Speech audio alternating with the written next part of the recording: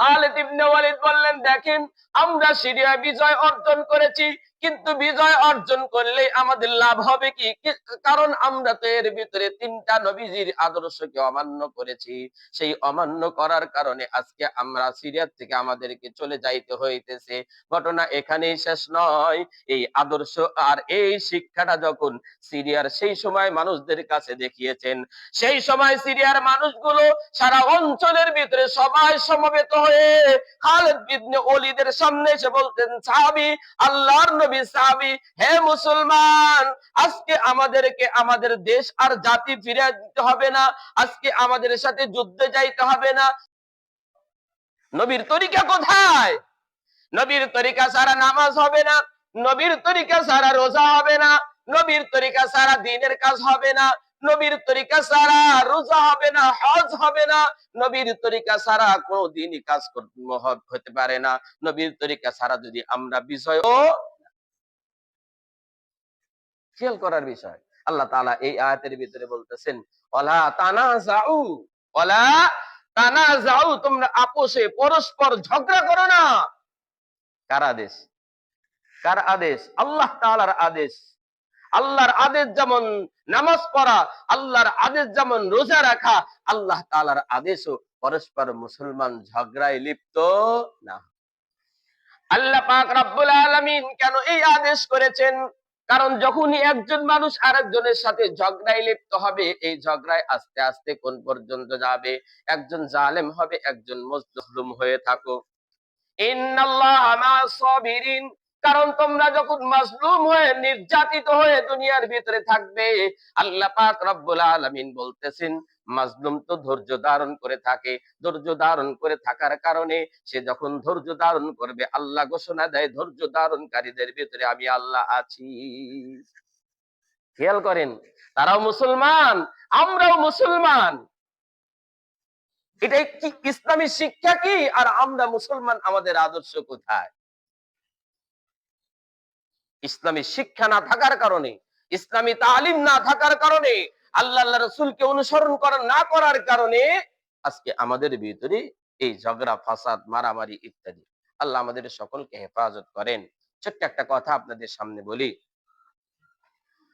ইত্তাকি দাওয়াতাল মাজলুম, নবী আলাইহিস সালাম হাদিস শরীফের ভিতরে বলেছেন, দেখেন পরস্পরে ভাই বেরাদার, সমাজের ভিতরে একজন মানুষ যখন আর একজন মানুষের সাথে বসবাস করি, খুতবার ভিতরে আমি হাদিস শরীফ আপনাদের সামনে, তিরমিজির হাদিস আপনাদের সামনে লিখে নিয়ে আসছি।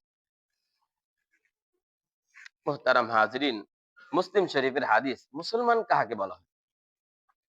আমি একজন মানুষ আর একজন মানুষকে হাত দ্বারা আঘাত করতেছি, অথচ হাদিস, মুসলিম শরীফের হাদিস, নবী আলাইহিস সালাম বলতেছেন, লাকাদ রাআইতু, আমি জান্নাতের ভিতরে দেখলাম একজন মানুষ জান্নাতের গাছের নিচে, ছায়ার নিচে বসে আছে। কিসের নিচে? জান্নাতে গাছের নিচে, ছায়ার নিচে বসে আছে। সাহাবী জিজ্ঞাসা করলেন, ইয়া রাসূলুল্লাহ, ওই মানুষটা যে জান্নাতের ভিতরে প্রবেশ করেছে, আপনি যে দেখেছেন, ওই মানুষটা কোন আমলের কারণে জান্নাতে চলে গেছে? কোন ইবাদতের কারণে জান্নাতে চলে গেছে? নবী আলাইহিস সালাম জানিয়ে দিতেছেন, ওই মানুষটা, যেই মানুষটা জান্নাতের ভিতরে দাখিল হয়েছে, যেই মানুষটা জান্নাতের ভিতরে গেছে, যেই মানুষটা জান্নাতের নাজ নিয়ামতের ভিতরে আছে, দুনিয়ায় থাকতে একদিনকার ঘটনা, রাস্তার ভিতরে একটা কষ্টদায়ক জিনিস পড়ে আছিল, একটা কাঁটা, একটা পাথর রাস্তায় চলাচলের পথে এসে ওই কাঁটাটা বা ওই কষ্টদায়ক বস্তুটা পড়েছিল।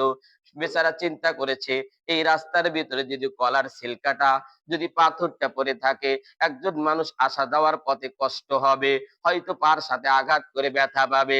আল্লাহর এই বান্দা মানুষের কষ্ট দূর করতে গিয়ে রাস্তার থেকে একটা কষ্টদায়ক জিনিস সে সরিয়েছে।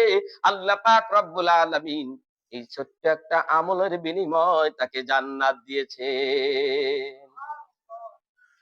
মুসলমান কাকে বলা হয়? মুসলমানের হাত দ্বারা আরেকজন আঘাতপ্রাপ্ত হবে কেমনে? মুসলমানের হাত দ্বারা আরেকজন মার খাবে কেমনে? মুসলমানদের জবান দ্বারা আরেকজন কষ্ট পাবে কেমনে? এটা তো ইসলামের আদর্শ না। ইসলামের আদর্শ হলো, রাস্তায় কেউ যদি কোনো কষ্টদায়ক বস্তু ফেলেও দেয়, একজন দেখলে সেটা উঠে নিবে। আর এর দ্বারা আল্লাহ কি দিবেন? মুসলিম শরীফের ভিতরে আছে, নবী আলাইহিস সালাম হাদিস শরীফের ভিতরে বলতেছেন, একজন মুসলমান আর একজন মুসলমানের দিকে কোন অস্ত্র, লাঠি ইত্যাদি দিয়ে ইশারাও পর্যন্ত করা যাবে না। কি করা যাবে না? ইশারা, ইশারা, ইঙ্গিত। ইশারা বোঝেন? যেমন হাত দিয়ে, আঙ্গুল দিয়ে আমরা ইশারা করি, ওই যে ওখানে, এই যে এই ব্যক্তি, ওই ব্যক্তি, ইশারা করি না? ঠিক তদ্রূপ আপনার হাতে অস্ত্র আছে, আপনার হাতে লাঠি আছে, আপনার হাতে তরবারি আছে, আপনার হাতে বন্দুক ইত্যাদি আছে। এই অস্ত্রগুলোর দ্বারাও অপর মুসলমানকে ইশারা ইঙ্গিত করা যাবে না। বিশ্বাস হইলো? এই হাদিসটা আপনাদের বিশ্বাস হয়? মুসলিম শরীফের হাদিস আমি খুতবার ভিতরে আপনাদের সামনে নিয়ে এসেছি। কি করা যাবে না? লাঠির দ্বারাও অপর মুসলমানকে ইশারা করা যাবে না। মারা বুঝছেন? একটা হলো মারা, আঘাত করা, আর একটা হলো ইশারা করা।